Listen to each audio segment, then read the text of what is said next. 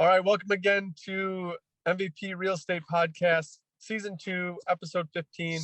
We have Madison here from the South Dakota real estate market, Yes.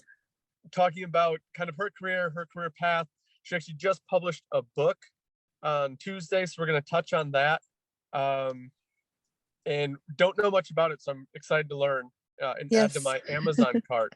But we'll make sure to leave that book in our show notes so people can click on it. It is available on Amazon, if heard correctly. Yes, it is. Yep. Awesome. Well, you can check that out after the show, but otherwise, Madison, thanks for being here. Yes, thank you so much for having me. It's been a pleasure so far. I'm excited to get into it. Yeah. And like we said, South Dakota. Yes. So I live in South Dakota is divided on the two sides of the state, and I lived on the west side of the state, in the Black Hills area. So if you're not familiar, that would be like the Mount Rushmore area. So I live there, and I kind of serve all of the Black Hills area in residential investment real estate. So Okay. And how big is that area? Is that so can you acquaint it by like a population-wise, town? Yeah. tiny. Tiny? Okay. Our biggest town, I serve probably a 75-mile radius altogether. Okay. And I know that's very spread out for most real estate markets. In that 75-mile radius, our biggest area of population is maybe 100,000 people. I live in a town of 11,000. I was born in a town of 5,500. So it's small. Okay. Wow. Yes. I mean, we live in a town. I live in a town in Natasha. Is it now 15 or is it 16,000? I thought it was closer to 20. Maybe I'm wrong. I don't know. It's not very big. It's not like a big metro. So if we are going to dabble in those bigger markets, we're going to have to go 40 miles, 50 miles east or west of us to hit either Madison or Milwaukee. So coming from those smaller markets, that's just something that within sales that I've done, I've just gotten used to. If I'm gonna go to population, I'm going to the next big city. As of 2018, we're just under 17,000. Okay, so not too much bigger than where I'm at. Yeah. But our market it's booming right now, as I think it is everywhere. A big reason why is the decisions that our government made for the COVID-19 has brought a lot of people into South Dakota, as well as just the fact that we are a hotspot for tourism and for vacation rentals and vacation homes. So, our average sale price here is like $275 maybe, but we have beautiful vacation cabins in the hills that are upwards of 6-7 to multi-millions. So that you said 270,000 your average? Yeah, so far this year.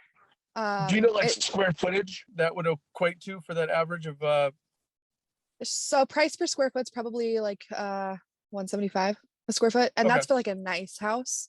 I mean, we can build new construction, give or take, depending on the builder and stuff, probably for like 300 a square foot. Okay. So I know for some areas that's really cheap, but we've also had a 26% increase over the last year. So it's much more expensive here than the locals are used to. In new builds? In everything. Okay. Yeah, because it's been the trends like across the country have been down on new builds. And here they're about historically, it was that if you wanted to build a new house, it's going to be much more expensive than just buying a pre-existing, but now they're almost on the same level. Yeah. And we have no inventory, so building our houses is like a really good option. Yeah. What else are we going to sell them, Yeah, that's what part of the holdup was here, where new builds were declining because lumber prices were outrageous. People still wanted to move, and the only recommendation you could do was, hey, look for a new build. But all the new builds are slowing up, so like people are just caught in this circle with nowhere really to go if they're really, really motivated to move. Absolutely. And it's kind of the same here. We haven't really seen a decline in new construction as we have so many people moving from out of state. They'll pay our prices. But but my team actually works like almost exclusively. We have a lot of builders that we work with and do a ton of new construction. We've got one builder who builds, 50, 60 homes a year with us alone. So, Okay. and that's with an average price point of, I mean, he can build a pretty nice house for like 550. I mean, it's not gonna be anything spectacular, like on acres and acres of land, but a nice house. Yeah. So So- your brokerage does buy real estate with builders, correct? So my team, I work under Keller Williams, but I work under Christian's team. Okay. So my team specifically, we don't buy real estate with them, but we facilitate the new construction process. So we're experts in helping the buyer find the lot, creating Gotcha. the plans, that kind of thing, design that, all of that. So Okay. we represent the builders and the buyers in most of those new construction transactions. So Gotcha. So it's just a nice partnership between you two. yes, They do what they do best. You do what you do best. You come together. exactly. Okay. And it helps them make more money and sell more houses at the end of the day. So Right. Right. And are those, Well, then are those everybody builders? wins. yes, Right. That's what we're looking for. It makes everybody's job easier too. exactly. Do those builders, you said you go specifically into single family, but you do some multifamily up to 4 unit. Are those builders building new multifamily as well, or are those kind of two different entities or So those would be operations? two different entities. Really, if you're focusing on, new construction, that's, we do some spec houses, we do model houses, but we also do a lot of pre-sold custom homes. And then, kind of a separate different lane is focusing on single family up to fourplex. I've done some bigger stuff with investors, but just helping acquiring long-term or short-term investment properties here. So Awesome. And Yeah. how did you get into that role? Like background wise, where did you come from? Yeah. Did real estate inspire you to lead you into working towards this position that you're currently in? And then can you tell us a little bit more about like that specific role you have within Keller Williams? Yeah, absolutely. So within my team, I do work as a sales team leader as well as producing my own sales. And basically what that means is I help bring talent onto the team and get them into production, and then I'm their production coach. So it's very much a partnership in making sure that their business is a success. So I got into real estate 2.5 years ago now. Bought my first house, liked the process. At the time, I was a college dropout, making coffee for like $4 an hour. I made like 12 grand that year or something. And I had no idea what I wanted to do. When I bought my house with my ex-husband, I was like, well, I kind of like this. I should just get my license because I'm not doing anything else. And my first 6 months, I was on a different team under Keller Williams. I sold 5 homes. I enjoyed it, but I wasn't over the moon ecstatic about like, this is where I need to be. So I had to make another decision if I was going to get out of real estate or figure out maybe I'm not on the right bus. Exactly. Yeah. So I joined a different team in April of 2020. So right after the world ended, and joined and jumped right into their system. That's the team I'm currently on. And then from April to December of 2020, I sold 38 homes, which was a total holy crap, this is what I was trying to do. So, and yeah, I was like, okay, I think I found what I needed to be doing. And decided that I, as much as I love real estate, I love coaching and teaching people. And they have a program that would allow me to do that. While still earning a substantial multiple 6-figure income. So I started to get on track for that. That's awesome. That's not a bad offer. Like, no, sounds good to me. Maybe yeah, absolutely. Absolutely. And I don't know if this is too isolated a question, but did you notice the things that were different from one team to the next that allowed you to, and I'm asking because I'm listening to this podcast right now, and this doctor from, I don't know if it was Harvard, but she talks about like this overwhelming like body yes. And I know that I got what she was describing when I jumped into like starting my company. I'd worked with a realtor before and done some other things in real estate, but when I started that, I just got that body like, this is it. Yeah, absolutely. Did you notice anything or feel anything that when you made the switch? Oh, for sure. I mean, and this is a huge part of how I recruit talent to the team as well, is that I'm so sold on it. And a large part of that is our culture. We are each other's biggest support systems, by far, and we have fun together. We work hard together. We have a common goal. I'll tell you a story about how I joined this team. So I was in Dallas, February of 2020, for one of Keller Williams' trainings they do every year called Family Reunion. And my current team owner was there, and he was talking about the team and everything, and not pitching it to me on purpose, but just telling me all of the cool things that they're doing. And I was like, okay, well, that kind of sounds pretty good. Well, also during that trip, I love Jeff to death, and he knows this story and he tells it all the time. But we're sitting down for dinner one time and I go, Jeff, you're kind of an asshole. I've been in Keller Williams for 6 months and you've never once looked me in the eye. And he goes, yeah, that's true. It's because you haven't, proved yourself yet. I'm like, fair. Okay. So I need to do something to like prove myself. I was on his team like a month later. So it was like That's that. awesome. Those are my people. And That's it's awesome. been together ever since. So yeah. Nice. I was going to ask, because I work for many different realtors throughout the US, and I keep seeming to like find my Keller Williams real estate agents. Was there something that like drew you specifically to Keller Williams versus like Coldwell Banker or Redfin or something else? So in our area and the size of it, really our top three are Keller Williams, EXP now, but not so much when I joined. It's new, and then Remax. Okay. We have some Century 21, but we have no Redfin. We have like one Coldwell Banker office, and it's not even in the town that I live in. So options are not as big as they are in like the bigger populated areas. But right, exactly. But I've always wanted to do Keller Williams just for the fact of like their focus on culture and growth, as well as all of the trainings and stuff they provide for the splits. I mean, if we're looking at it logistically and where your money's going. So cool. That's awesome. Yeah. And what you alluded to before we started recording with your book is a lot of what you've taken from your training and from your time at Keller Williams has kind of evolved itself into your philosophy of coaching, which is what's in the book. Is that correct? Yep. So what did you take out of the Keller Williams that kind of, I mean, writing a book is a massive thing. That's not easy. So it must have been something big. What did you take from their culture that evolved that? So no, that's a great question. I would say the two biggest things is, and this is a huge focus in our team as well, is having a growth mindset.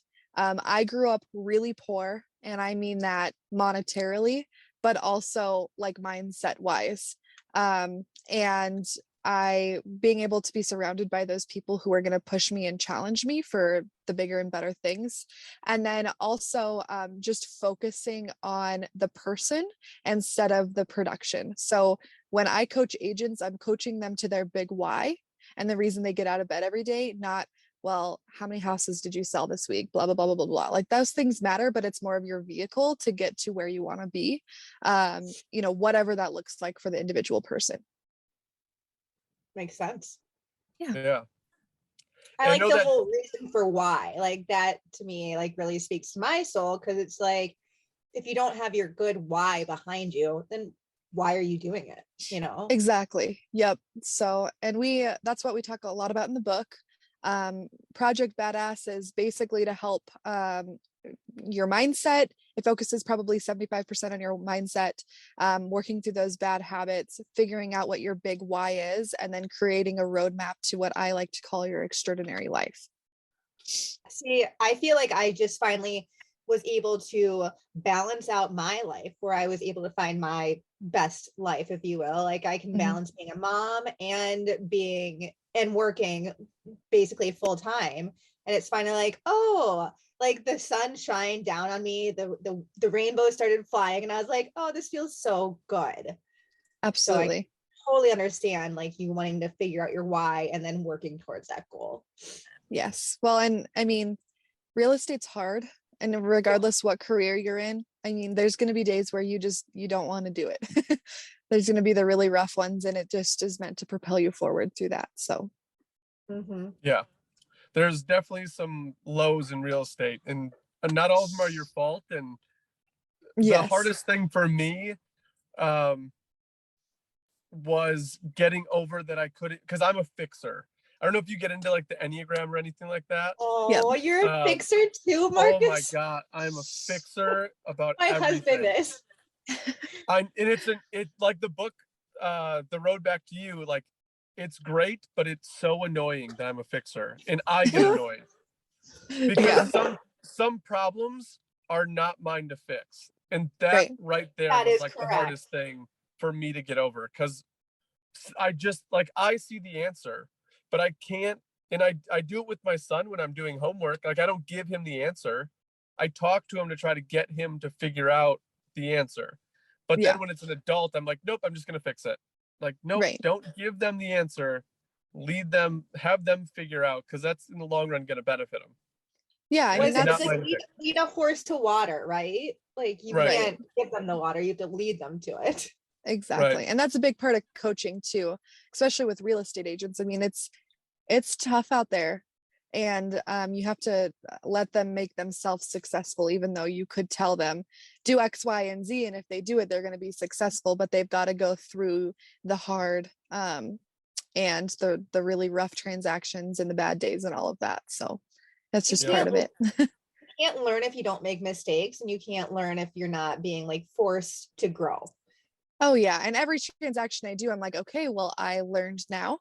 That's my bad. No, it's funny. And forward. I'm gonna circle back with Marcus when he was talking about like not giving his kid the answer to the question. My son the other day was doing his math homework, and granted, he's 9. So now they're starting the multiplication and the division. And he was getting so upset, like he was sobbing, like doing his math homework. And I'm like, what's wrong, buddy? He's like, it's so confusing. My head hurts, Mom. And I go, well, it's because you're stretching a muscle, like you're making your brain grow further and grow more. And I'm like, just like when you have growing pains and it hurts because your muscles are growing, your bones are growing. Well, right now your brain is growing. So yeah, it's going to hurt a little bit, but if you don't make it hurt a little bit, you're not going to grow. And I feel like it kind of is the same thing for your real estate agents. Absolutely. For sure. And whatever career you're in, I truly believe that. Yeah. More on your book, you were talking about some worksheets or some kind of like tutorials that are included in this. They're exercises in the book. And gosh, I suck. I didn't bring a copy of it to even show you, but we'll put in the show notes. We'll have to have you come back on that. Yeah. Perfect. Yeah. So this book, really what stemmed from that is I'm a huge reader. I mean, I was the kid who would take my book under the dinner table and read it when I was supposed to be eating. So you were a rare breed. But even so, it was always novels. I couldn't hide all the books when I was a kid. I would shove them in everywhere. I just did not want to read. It was the complete opposite. So yeah, when I joined the team that I'm on now, they're a huge believer in reading like self-development books, wealth, leadership, mindset, sales, that kind of thing. So I started reading them and I'm like, wow, I really like this. And I feel like it's really helping me transform into the person I need to be. But what I'm not getting is that they're telling me all of these inspirational stories, but they're not giving me the actual tools and resources in order to complete that. So I decided I wanted to do that in my book. And it's the exact resources and tools that I give to my coaching students. And it goes from, so we talk about in the book, the crab in the bucket. It's a metaphor, as in, if you put a bunch of crabs in the bucket, you put one in there, they can get out. But if you put more than 1, 2, 4, 10, they can be up to the brim of the bucket. They physically cannot get out because they pull each other back down. And the metaphor is that we are, as humans, are the crabs, and the bucket is our environment, our mindset, our habits, that kind of thing. So it helps you get out of the bucket, develop that mindset, kind of work through that bad habits and all of that, and then create your big why and develop your roadmap to an extraordinary life. So the book is very personal to you. and it should be that way. So Yeah, Awesome. that's awesome that you put that in there, because that is one big thing. I do read a lot these days. I don't hide my books anymore. So I always pull them out. I always try and read. And they all give you really good ideas, at least for me, to like think about and resonate with. yeah, But there isn't a book that was like, hey, this is how you should do it. Which I think is good for a lot of people that are trying to introduce the growth mindset, because it is, exactly. I mean, being on both sides, and I've been on both sides, it's way different. Yeah. The things that I see in the world are way different, but it's the one thing that I want to illustrate, at least for me. I'm not always every day in a growth mindset. I have bad days. Yeah, Like, as we all there do. are days where the same action will happen, but one day I'm in my, I'll say, flow state, and the other day I'm not. And my reaction to those situations are way different. So like, there are ups and downs, but that's the big thing. You have worksheets, you have roadmaps. That's going to keep the consistency there, and that's Yep. what you consistently do it, and it's going to develop. Exactly. Well, it's I like that interesting too, idea. because last week, Marcus, you were just talking with Lindsay, who was a therapist. And so to like, sorry, to see like how one person kind of looks at it, and then to see how you're looking at it, it's just, they kind of go hand in hand together without necessarily like having the same like thing that you're trying to get across. But it's an interesting process. That's why it's so Your bizarre. dog is huge, Marcus. I know. I took the pup to work today. She's hanging out with me. Oh, cute. I met this dog when it was like that big, and now it's huge. So That's this is awesome. Mac and Cheese, the work dog. That's Love it. adorable. Sidebar on the podcast. No, you guys are she's just currently looking fine. for squirrels. Yeah, in Natasha, like what you were saying, everybody in this space, in this mindset, in the overall culture, it's still kind of like unspoken. Like, if you bought a self-help book, like, what's wrong? Right. Like, nothing's Exactly. wrong. Just trying to better myself. Should something be wrong that I'm Just trying to learn like, and grow? Yeah. You're at the gym. Are you sick? Right. Can we, instead of calling them self-help books, can we call them self-growing books? Yeah. Self-development books. That's the Self-develop. word I try to, because I think self-help has kind of a derogatory. For Right. sure, it definitely And, like, does. It makes you feel like something is wrong. Yeah, and at the end of the day, all these authors and all these people, all these speakers, like, they're all speaking positive. They're not trying to be the crab that's pulling people down. So whatever your theory is, for people, it's just find a theory that aligns with you and buy into it and be consistent with it, and you're going to get Absolutely. there. At the end of the day, Absolutely. you're going to get that ultimate mission that you're trying to achieve. It's just, what road are you going to take? And all the roads are good, and there's nothing wrong with any of them.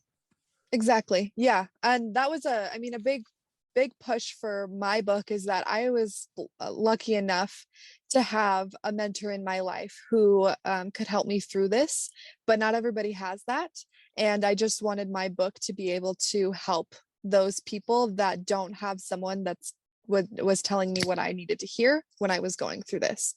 So yeah, and it kind of goes through the same thing. I mean, it's stories about my life, how I transformed everything, but then it's also the tactical advice that I really want to see in the books that sometimes we just don't get. So makes sense. Yeah. And I think about Marcus, you're breaking up. Oh no. Struggle and hearing about like the Harvard moved. You didn't know too. Oh no. Did I mute myself? No, you were just breaking up. We're good. I had to upgrade my internet the other day because my computer was so slow. All right, Marcus, let's do it. I might have to go with a different carrier. We're back? Okay, yeah, I think we're back now. Okay, sorry. I think I muted my phone too, but I moved it to look at the dog. It was just it was more on that topic. I can't remember what I was saying now. Sorry about the cell service thing. No, you're fine. On your workbooks, that are in the book, are they for a duration like 60 days? Or are these ongoing? How do you kind of structure those along with the reading part of it? So a lot of them are done as in like you get to this part, finish the exercise, then move on in the book. A few of them are that way. One of the exercises is a week-long exercise. One of them is a 66-day exercise. But it's really meant to be ongoing and continuous. Like your manual of sorts, if you need it. Yeah. So, and I do actually give the resources out for free on my website as well. So there's a goal setting and then accountability exercise that you can use on a weekly basis. So you're able to head over to the website and grab those too. You can print out, put them in your binder, your planner, whatever that looks like. So. And what is your website? Yes, it's projectbadassbook.com. Okay. I will make sure it's in our show. Great domain. Yes. Where'd you come up with the name? So I actually had someone ask me this the other day. I am a firm believer. So, okay, let me start back with this. Are you guys familiar with the DISC test, the DISC Yep. personality test? Love Okay. it. So accurate. I love it too. Oh yeah, I'm a very high D, like off the charts D. I got a little bit of C in you, but barely. I had interviewed with a Keller Williams agency and they made me do, all of the DISC tests and everything. Yes. And I was like, oh my God, that's amazing. so me. It's crazy. Yeah. Yes. So I'm like an off the charts high D, and I kind of, I might get a lot of hate for this, but it just is what it is. I love like women speakers and entrepreneurs and everything, but sometimes I feel like we're too soft and too fluffy and too like, here's my reasons why and blah, blah, blah, blah, blah, where like men in the same space don't have to do that. Right. So and that's how You I don't really have to have a reason. Yeah. And that's how I That is a approach my cultural coaching. thing. Yeah. As a guy, I will completely agree with that. A guy Yes. stands up and is forceful and he's like a leader and strong, but a woman goes up in a meeting and yells and she's just the wrong month. She's the crazy woman then. Yeah, Yeah. the crazy, overstressed lady. I And you're was like, reading Exactly. something about that the other day about how if women are emotional or passionate, they're crazy. But if Yep. men are emotional and passionate, they're strong. So Yeah. Yeah. So, and I like kind of want to change that. I think that's like bullshit to be completely honest with you. Love it. So putting Project Badass on a book that's written by a woman, like you don't see that very often. Right. Yeah. So that was Good a for big you. part of it. I was like, I mean, there's gonna be people out there who absolutely hate it, who think that because I'm a woman that I shouldn't have named my book that, what all of the different things that they might say about it. But that's how I coach, that's how I do life. And my publisher was right on board. He actually was like, this is what let's combine the ideas that we had, and this is what we need to do. I'm like, I love it. Let's do it. Awesome. So yeah. Oh no, I think we lost Marcus again. Oh my gosh. Well, that's really awesome about your book. I'm so excited. I can't wait to crack it open and read some pages. And I feel like it's so cool how you made it a workbook rather than just a standalone read. Yes. I would never be able to sit down and write hundreds of pages of information and then to think about putting a workbook into it too. What? That's crazy. So what kind of exercises did the workbook have then? So the first one is, and I wish I had the book with me, but the first one is figuring out what's your bucket, what's holding you back. Is it your environment? Is it people around you? Is it your mindset? I mean, it's pretty much mindset for everybody, but for me, it was my environment, and it was a lot of the people within my circle. Okay. So not being encouraging or not good influences or. And a majority of it, is as sad as it was to say, is my family. I get it. I understand. And that happens, most, a lot of people, more often than I'd like to think. But so just getting it laid out on paper, because it's really hard to ignore when it's black and white and you go, okay, well, these things are what is holding me back from what I want to do. Yeah. Once we've determined that, then it goes, okay, how are we going to eliminate those? What are the bad habits and things? I'm a big believer in extreme ownership. So yes, my environment might need to be holding me back. Yes, these certain people in my life might be holding me back, but what am I doing in order to solve that problem? So we go through all of that, determining your big why, visualizing what that extraordinary life looks like, and then we go into those goal setting and accountability tools. So yeah, no, it's funny because like the other month I literally had to like take a look at my life and be like, I feel like these people are not encouraging me or not helping me, and like I kind of was just like, let's just cut ties. Like I wish them all the best, but I don't feel like I need to have them in my circle right now because I don't feel like they're pushing me in the right direction. I felt like they were pulling me in the wrong direction. So, exactly. And it's a pretty big exercise in the book as well.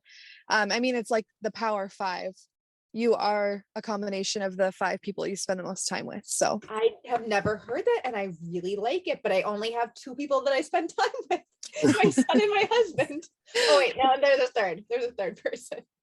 Yes. Well, and it goes like, if you surround yourself with 5 addicts, you're going to be the 6th. But if you surround yourself with 5 millionaires, chances are you're going to be the 6th. Okay, they push you, they challenge you. Yeah, I mean, that's what I do. That's my goal. Yeah, let's do that. And sorry about my tech issue, but that's okay. I love that philosophy, and everybody I talk to when they're trying to like, I want to start my own business or I want to do this. I'm like, okay, well, who are you talking to? They're like, well, no one.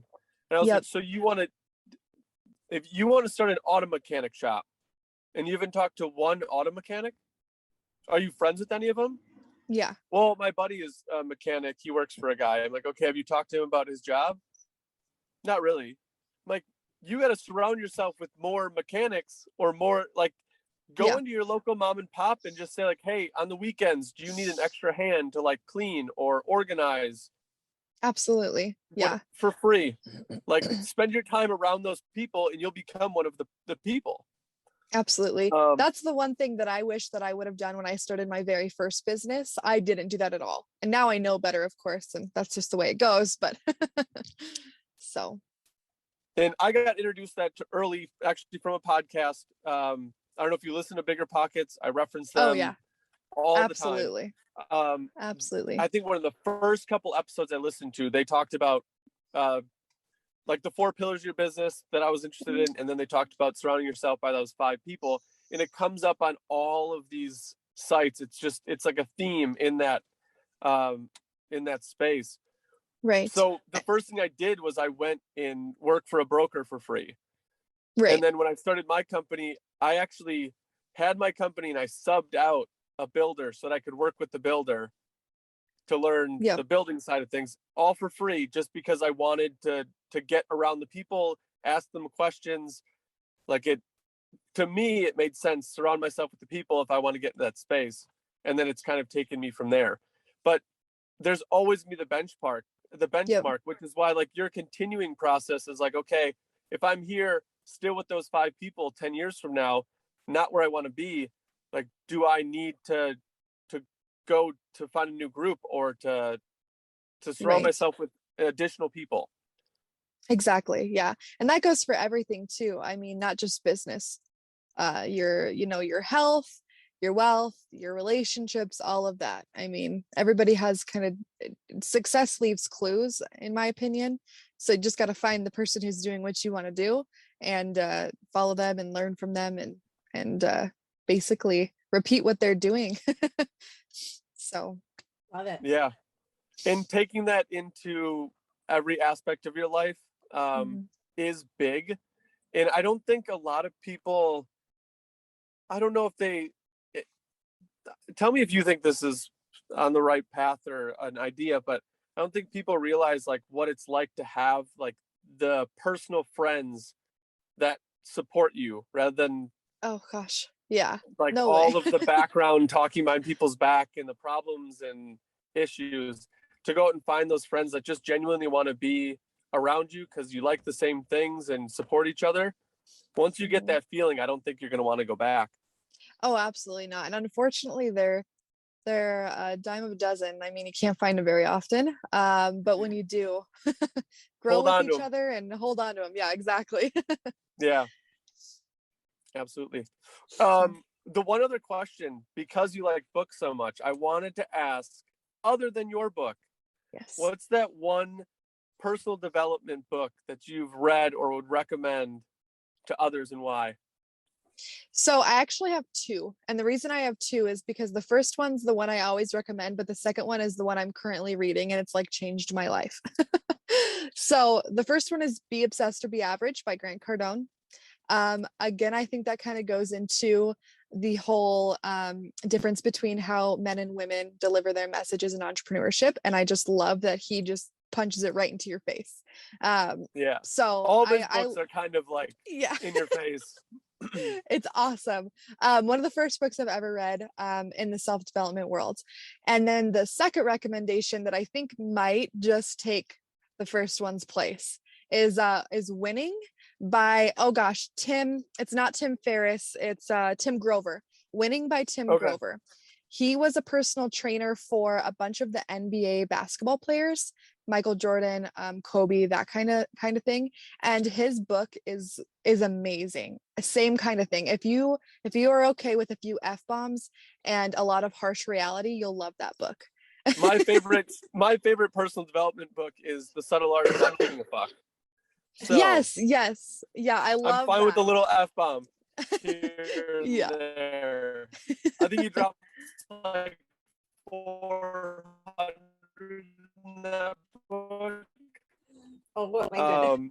I like those. I'm gonna add those because I haven't read either of those. I knew Grant, but the other I didn't know. Yeah, no, and my business coach recommended to me on Monday. She goes, she said that to me. If you don't mind a few F-bombs and some harsh reality, you should listen to this. And I'm like, that's my jam. Downloading now. I only got Now, an hour left. Do you read books or do you like to listen to them on tape?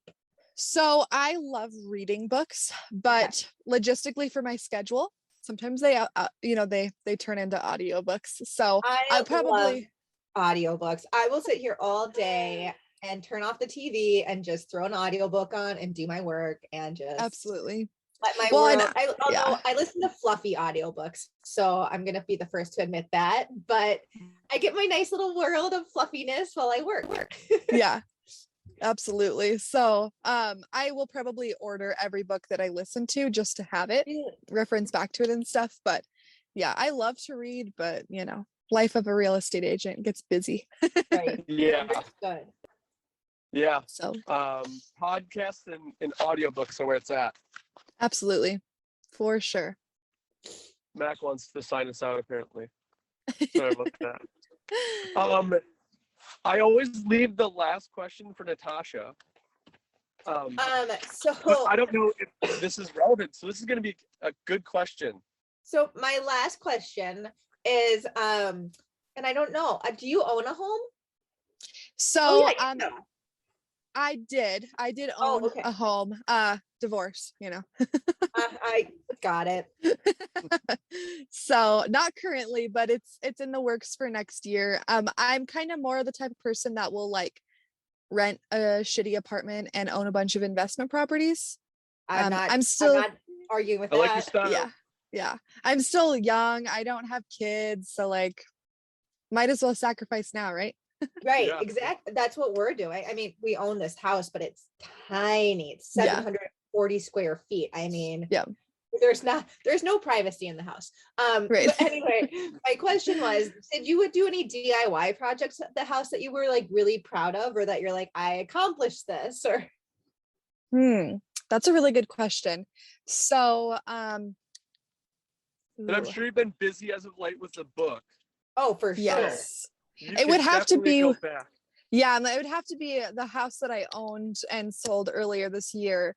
I'm a huge lover of like Victorian style homes, the old historic architecture, and all of the furniture that I own are antique pieces. So I think that maybe not DIY, but probably the thing I'm most proud of and that I love having in my house is that it all has character, it all has a story. I It all love came that. from somewhere. So I've got like this really cool old typewriter that's from Oh, like the 1920s. It's so cool. I love Um, that. and I found it at like I think I found it at a yard sale for like $35.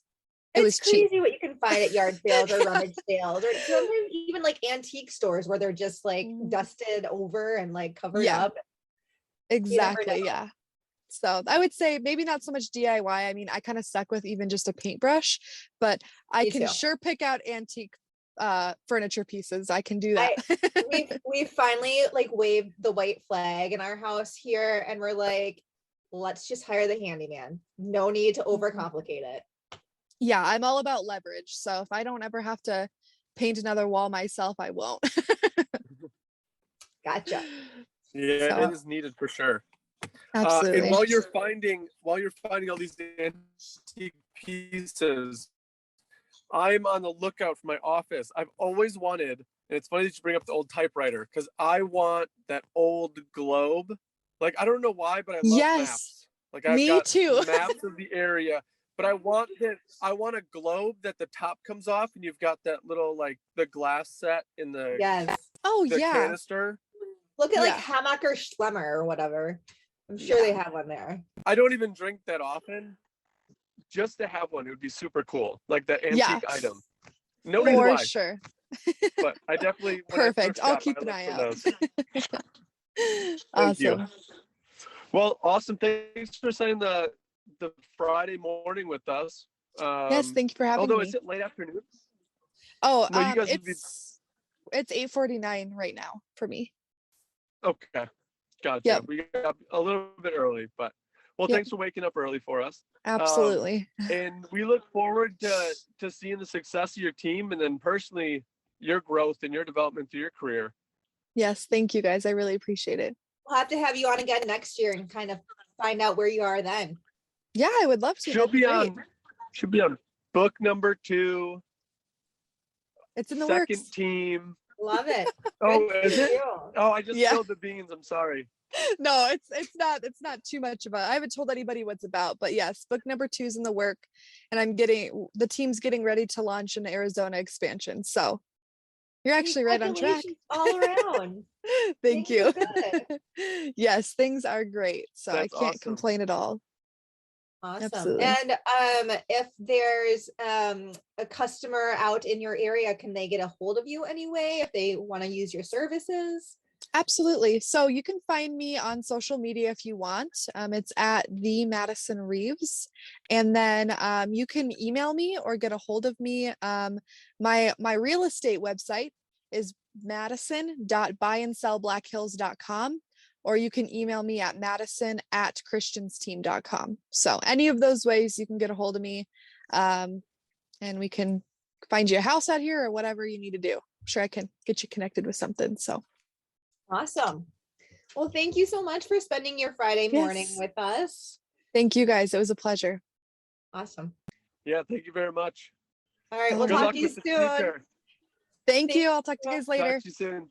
Bye. Bye.